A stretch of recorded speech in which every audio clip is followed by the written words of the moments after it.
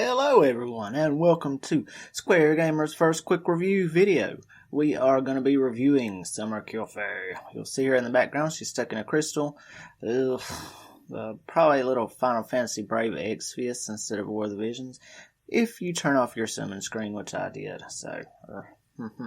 While she spins around in the crystal up there, we're going to start with a little bit of her stat overview at her max level and her max jobs. So that would mean that she's level 120 and she's got all of her jobs to 15 and her X 25. So if you get her there without any equipment, what you might see is that she's going to have HP around 4,000. Her TP is going to be very, very middle of the road at 123. Her AP is horrible. Horrible. Her AP is at 116. Her attack makes up for that, 494. So even if she has to go in and pop the bad guys in the head, she's gonna be able to do that with her attack. She's not gonna be able to defend very much with what she's wearing, right? Her spirit, that's gonna shine for her. Her spirit at max is 16. That's without any gear on at all. Her agility, she's 1 agility faster than Black Robe Helena's. She's going to be able to stay up with them or even outspeed them by a little bit. She might get her attack in first and knock Helena back a little bit. Her dexterity, which is going to affect her accuracy, that's the middle of the road. She's not going to be missing a whole lot. Her luck, you're going to see a lot of people recommend to build her as an evasion unit. I, on the other hand, see her luck and it's in the middle, so she does have possibility to evade, but that's not what her main role is. Her main role is to get in there and destroy the magic users, namely Black Robe Helena. Yes. As far as her resistances, she's got 10% innate /resist, 5% pierce. Does anyone even use Rob? Did I say Rob? I meant Eld. See, he's so forgettable. He died with the story, right? Strike resistance. She's -5. Same for missiles. So she's going to need to avoid people that use their fist and people that shoot guns and bows and arrows at her. Now, where she's really going to shine again, I told you about the spirit being 16. She's going to shine with her magic resist. It's going to start out at 15% innate, nothing on. Like a typical light unit, she's going to be 10% weak to darkness. She does have 50% sleep resistance and 50% charm resistance. There's not very many charming guys in the game, and I'm sure that there's not many ladies besides maybe, what's her name? Y'all know who I'm talking about, trying to charm Kilphe. And she's also got 10% resistance to disable. Now, for a UR, she is going to be a cost 90. What that means is that she's not quite as good as the cost 100s if you look at it that way. I think she's on scale with them. And then she's got a move and a jump of 3 and 1. Her master ability is going to increase the HP and attack for your light allies. You'll see that about 10% and 15%. As far as herself, it's going to give her 10 spirit and it's going to increase her attack 5%. Very, very useful. Supports and counters. She's going to have a move called Natural Instincts. What that'll do is increase her accuracy up to 25. And I do want to say, guys, when I go over these stats, I am talking maxed out. So you're going to want to have this level 20. You're going to get 25 accuracy. Nothing to sneeze at. Your defense penetration is going to go to 40. And then the next two, these are situational depending on your playstyle. I would recommend selecting self-sacrifice. And what that's going to do is it's going to increase her attack 60%. 60%. It's almost 3/4. A little over a half. Whichever way you want to go. Glass half empty, glass half full. I don't know. Just need a glass of something myself. Now, a lot of times people are going to see this and they're going to say, I don't want to pick this one because it decreases stuff. Well, we here at Square Gamers do know how to research and find what percentage is actually being decreased here.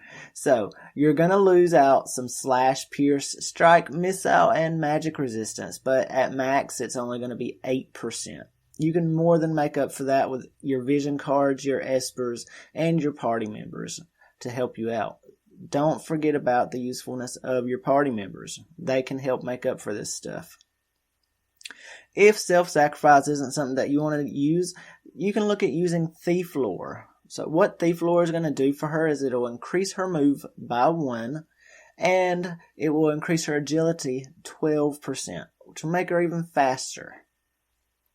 Moving down to her counter moves. Her counter, there's really only one option here, and that's going to be Danger Sense.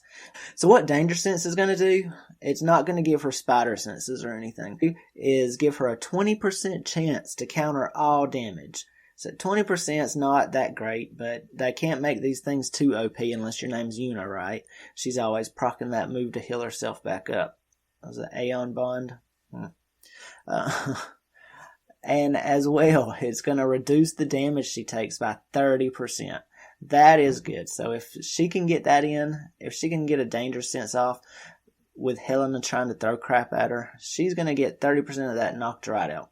On top of her magic resist, on top of her spirit, if Helena's not running spirit penetration.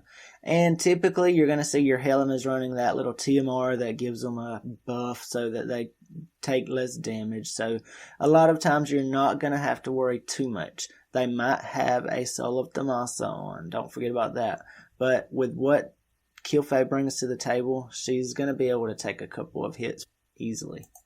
Now, moving over to her main job. So we're going to look at the first move she can use. It's called Constricting Cleave.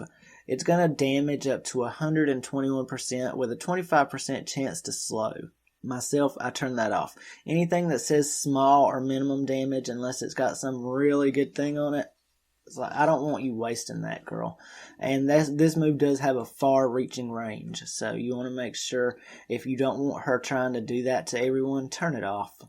Next, you've got Spirit Ward. This one's pretty good if she'll use it. And on this big map we're in guild battle right now, Who Loves the Coast, she is probably going to use this often because it takes 2 or more turns to get over to the enemy unless you're Zazan, the unkillable. And then you're going to run right over to the enemy and let them bop you in the head a couple of times. So, the Spirit Ward, what it's going to do is it's going to increase the attack by 40%. For 3 turns for all of your allies. It's also going to increase the spirit by 15 for 3 turns for all allies to help mitigate Black Robe Helena's reign of destruction. And that's not it. Whenever you get into her X job, once you upgrade that, it's going to turn into Spirit Ward Mastery. And what that'll do is it will also add magic resistance by 20% on top of the other 2 that I just mentioned. Next, Frost Axe. It's a decent move. It's one that everyone's probably interested in. This is the move that adds Frostbite, the new status element that we just saw introduced recently.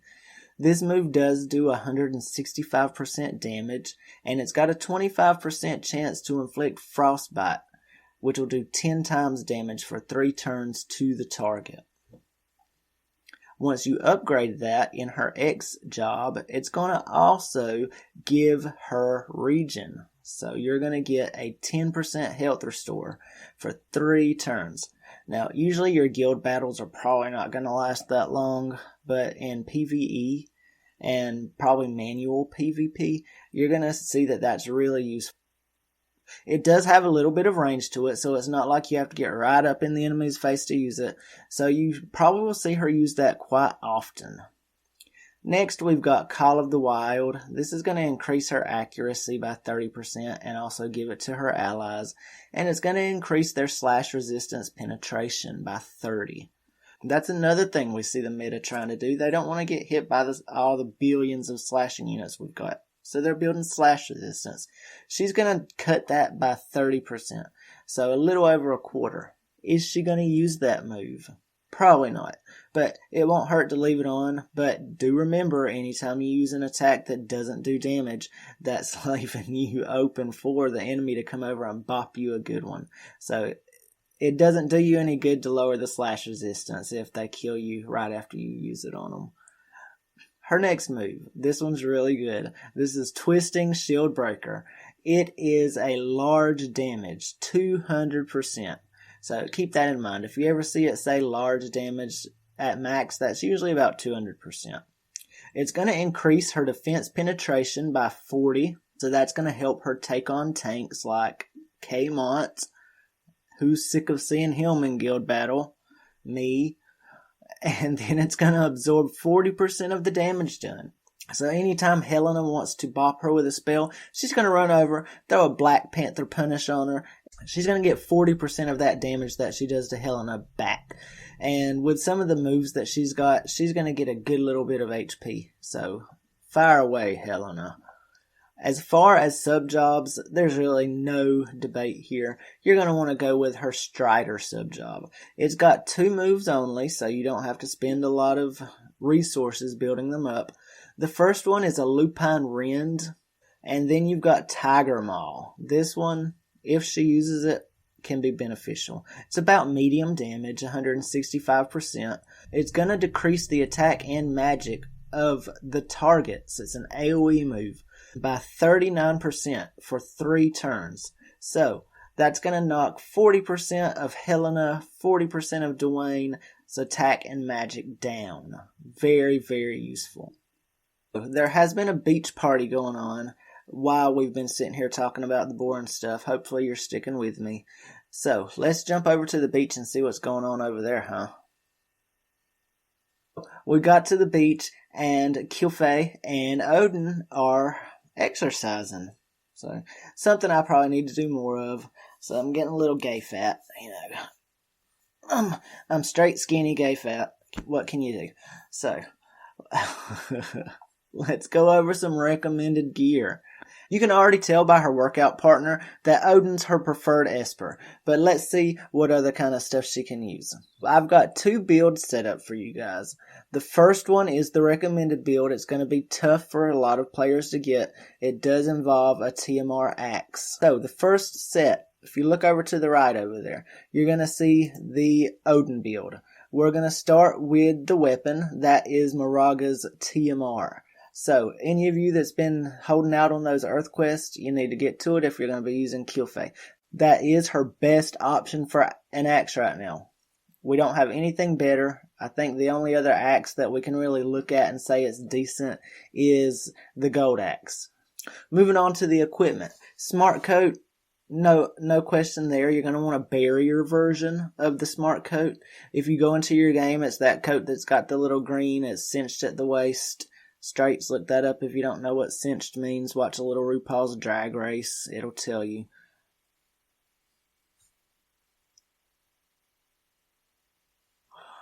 Moving on to the accessory. We've got Titus's necklace, another no-brainer. That's going to give her even more magic resistance, on top of magic resistance, on top of magic resistance. Now, a lot of you are probably sitting here thinking, but so-and-so told me that she's got low AP. Who was that? Oh wait, that was me. I did tell you that she had low AP. So, Moraga's axe is that it does have the TMR skill that increases AP by 25 for self. So, when she starts the battle, you want to make sure that she uses that. And if you don't want to call it Moraga's axe, if you're looking for it by name in your billions of equipment and armor inside of your game, it's called the Savage King's Great Axe. That should help you out enough once she throws out some buffs to build up your AP for your guild battles. If you find that she's just not working out the way you want her to, then this build might not be for you. We've got the King Rob Flash of Insight vision card. Unfortunately, there's not a lot of great light vision cards for her right now. So if you want to pick something else, you can probably find something that's comparable, but it's not going to give you any light benefits.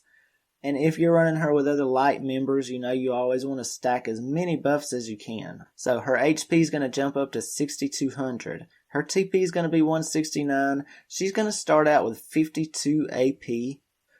Her attack is going to be 1474. Her spirit will be 42. Now, this is going to gimp her magic resist a little bit because usually people's going to tell you to take Fenrir, and that will give you a little more magic resist. So you're going to end up with 32. But remember, that's before you add other party members in. So if you're using Fenrir and you don't want to use the other equipment, you do have the option of picking the gold axe. You'll want an assault version. Smart coat barrier. They've been selling those on the store. Make sure to go get it if you don't. I think there's one in the store right now. Spend the 2,000 vids to get it. You're still going to have plenty when Final Fantasy VII rolls around, guys. The illusory bells. The illusory, I don't know how to say it. The bells that give you AP. A lot of people will recommend using the bells because her AP is so low. Like I said, how long do guild battles last? Not very long. So I do believe if you can get away with the other build, it's going to end up better for you. Vision cards, same recommendation. Flash of Insight, Rob's VC. So that is pretty much it for the overview of Summer Kilphe. I hope that she's got enough exercise in. It looks like Odin's probably about to break his back over there. Last thing I want to go over is some quick notes about things that she can do. She's very good at killing the magic meta due to her high spirit and magic resist. She can also break physical barriers and increase her defense penetration, so she's going to be able to take on your tanks. Her Subjob Strider has 2-hit combo move, and it's got a long range AoE attack magic down attack. If you decide to go with Fenrir as your Esper option, you are going to have a little bit more magic resist, but Odin is going to be better for PvP due to his Man-Eater ability. And I think the trade-off is very fair. Other things that she can do, she's got a move that can inflict slow. You remember 25% chance. She can increase the attack, spirit, and magic resist AoE of her party members. She can inflict frostbite and regen herself when she's upgraded to her X job. And finally, the biggest part of the review. The stat comparison of the current X units. So, some of her notable statistics. For attack, she ranks number 15. I have seen people bop her on up there though. So, she ranks number 15 before any equipment. She's number 13 for HP, which is right below all of the tanks.